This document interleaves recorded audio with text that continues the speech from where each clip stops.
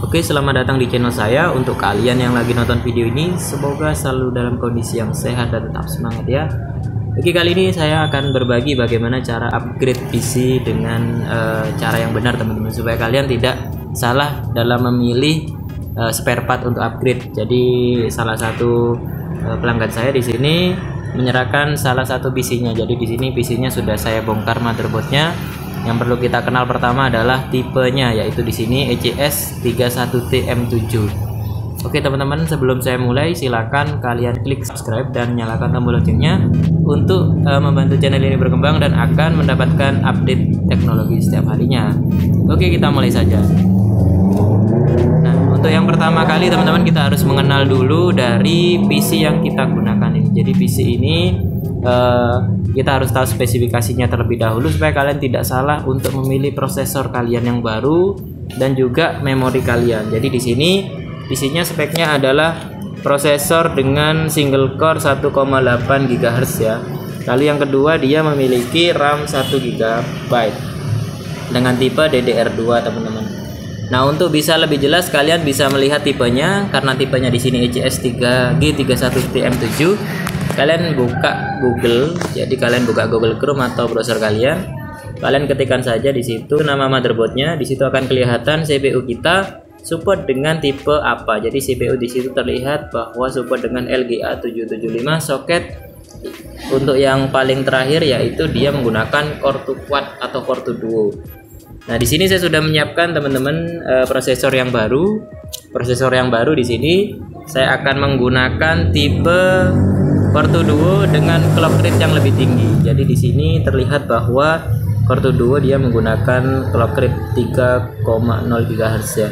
Jadi kalau sebelumnya 1,8, saya gunakan 3,0. Setelah itu yang kedua, kita tinggal melihat pada spesifikasi RAM-nya. Di sini menggunakan dual DDR2 800 teman-teman. Jadi 800 ini maksudnya adalah frekuensi yang digunakan. Saya sudah siapkan dua memori di sini. Jadi memorinya ini adalah tiap memorinya memiliki kapasitas 2 GHz teman-teman. Setelah itu untuk memberikan performa yang lebih baik, saya menggunakan SSD. Jadi saya tidak gunakan hard disk lagi, saya menggunakan SSD dengan tipe Varo Evolution dengan 256 GB. Untuk SSD ini universal teman-teman, jadi kalian bisa gunakan di PC tipe apa saja ya. Nah, di sini saya dapat bonus fan baru. Jadi fan ini yang akan kita pasang di prosesor nanti ya. Oke, ini adalah beberapa perangkat yang saya gunakan untuk upgrade. Untuk kalian yang ingin melakukan pembelian melalui marketplace, jangan lupa kalian sesuaikan dengan tipe dari motherboard kalian teman-teman. Jadi kalau kalian ingin beli, jangan sampai salah spare part, karena kalau sudah beli tidak bisa digaransikan lagi teman-teman ya. Oke, di sini saya akan juga tunjukkan bagaimana cara upgrade-nya. Jadi saya angkat motherboardnya supaya lebih jelas ketika di video teman-teman. Kalian untuk yang ingin memasang langsung ke PC tanpa membongkar juga bisa, tapi saya gunakan ini untuk mendemonstrasikan supaya lebih jelas teman-teman ya. Oke, saya mulai dengan prosesornya dulu ya. Kita akan lepas prosesornya. Kita lepas prosesornya, jadi seperti itu cara melepasnya. Nah, dibuka. Nah, di sini kalian akan melihat titik kuning teman-teman.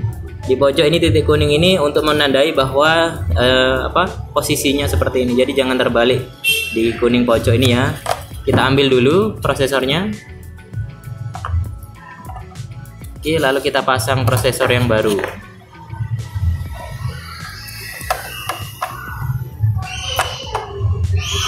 Oke, kalian tutup dulu baru dikunci seperti itu ya. Oke, kita lepas dulu. Lalu kita pasang RAM yang baru. Jadi di sini cuman 1 GB teman-teman. Kita gunakan RAM yang baru. Oke. Untuk memasang RAM, kalian pasang seperti ini dan kalian tekan pojok-pojok teman-teman sampai bunyi klek. Nah, kalau misalkan sudah keras ketika dicabut ya, itu artinya sudah aman teman-teman. Jadi di sini jangan kalian mainkan kuncinya akan tertutup otomatis ya. Untuk berapa RAM yang harus kalian upgrade sebenarnya opsional teman-teman. Jadi kalian boleh menggunakan 2 GB atau 4 GB, tapi karena ini orangnya pingin maksimal performance teman, jadi saya gunakan 2 RAM 2 GB, jadi maksimal 4 GB. Sepertinya untuk 2 Untuk tipe DDR2 ini agak sulit teman-teman ya. Jadi kalian cuman bisa maksimal per kepingnya ini adalah 2 GB. Oke, setelah prosesor terpasang seperti ini, seperti biasa supaya suhu tetap terjaga, kita gunakan pasta thermal teman-teman ya. Jadi kita pasangkan saja di sini. Ratakan seperti ini, kalian berikan secukupnya saja. Oke, cukup. Kalau sudah, kita coba pasangkan fan prosesornya. Oke, untuk fan prosesor teman-teman di sini ada 4 titik ya. Jadi di sini kalian harus pasang sesuai dengan lubang yang ada di prosesor. Hati-hati kalau misalkan kalian cuma masukkan satu sisi, dia akan patah teman-teman. Jadi kalian masukkan kedua sisinya ke lubang yang sesuai. Jadi seperti itu ya.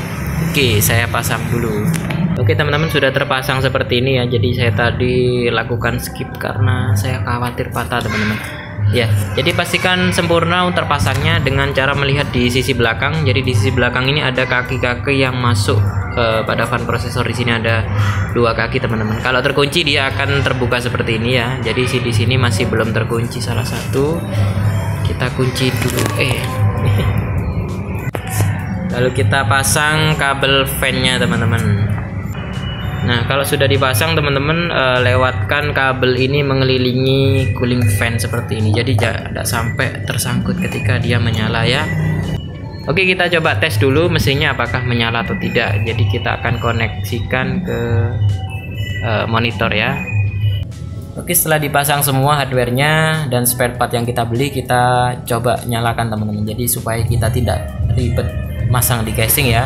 Jadi saya di sini siapkan power supply, dan power supply ini saya pasangkan ke motherboard yang saya sudah upgrade ini. Jadi di motherboard ini kita pasangkan kabel power yang utama ya. Lalu kabel SATA-nya connect ke SSD yang kita beli tadi.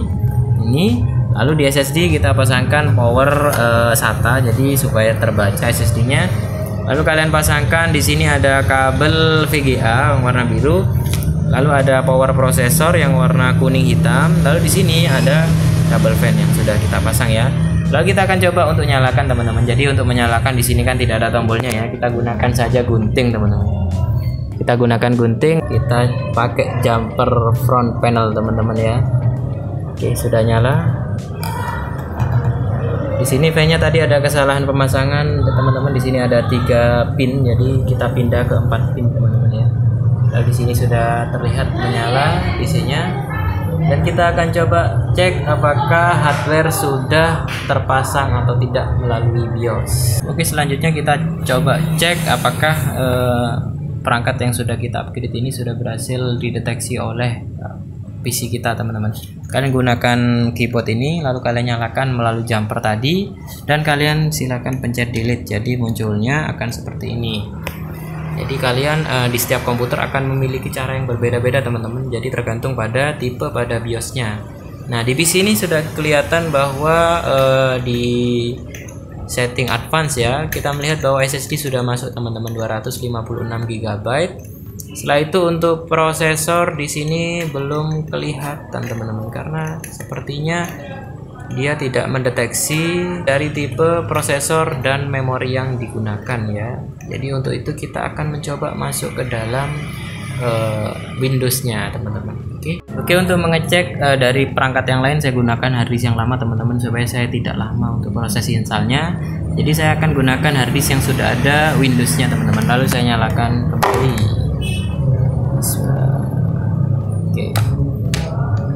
Oke, kita tunggu saja sampai komputer menyala. Oke, sudah terdeteksi di sini sudah ada Windows teman-teman ya. Nah, untuk kalian tahu bahwa di sini sebenarnya harddisk yang lama ini sudah mengalami bad sector teman-teman dan kerusakan pada hardware. Jadi suaranya ini sudah keluar krek-krek ya, tik-tik-tik seperti itu. Jadi itu tandanya motor pada hari ini sudah mulai bermasalah teman-teman. Jadi itu adalah alasan kenapa PC ini di-upgrade. Oke, sekarang kita akan coba cek dari hardware yang sudah kita upgrade. Oke, di sini saya akan klik start R teman-teman. Jadi untuk run, lalu saya ketik DXDiag seperti ini ya. Lalu saya enter. Kalian tunggu sampai DXDiag ini muncul. Oke. Oke teman-teman, di sini sudah muncul bahwa untuk motherboardnya sama yang kita gunakan, lalu prosesornya sudah menggunakan Core 2 Duo dengan clock speed 3 GHz 2 CPU teman-teman. Lalu memorinya sudah 4 GB ya, itu artinya PC ini sudah siap untuk kecepatan maksimal ya. Jadi itu untuk upgrade kali ini, itu artinya upgrade ini sudah berhasil kita lakukan teman-teman. Oke, itu dari saya. Semoga video ini bermanfaat untuk kalian. Untuk kalian suka video ini silahkan klik like. Untuk kalian yang ingin bertanya silahkan klik komentar teman-teman. Dan kalian jangan lupa subscribe ya. Terima kasih, sampai jumpa di video selanjutnya.